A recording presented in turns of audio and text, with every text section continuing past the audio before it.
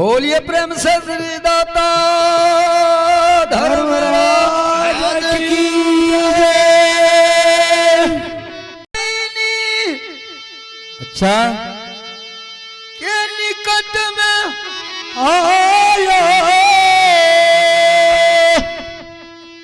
बड़ी असरा लगा के गुरु बवाया वही रहा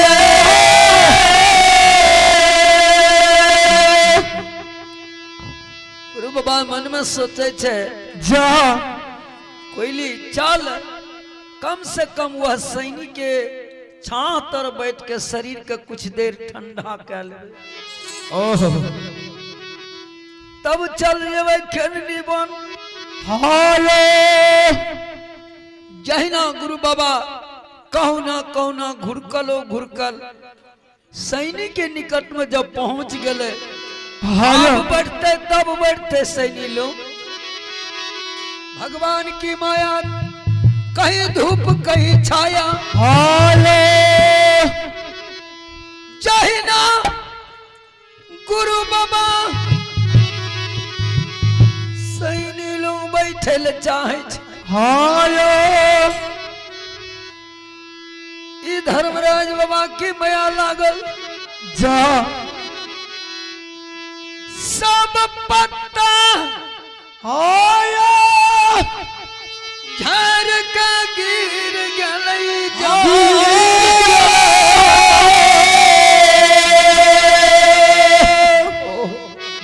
गुरु बाबा सैनिक के देखे लगले हाया हाँ हो धर्मराज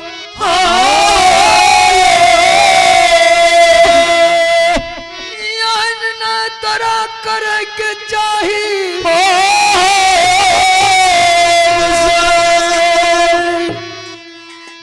यह मन में रहो बाबा तू हमरा गिरही भवन में मार देती हो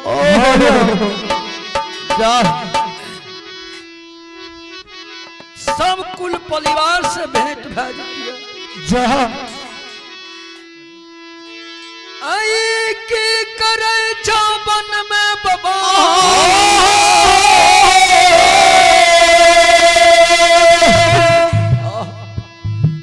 गुरु बाबा कहे सैनी हाँ बाड़ा या सारा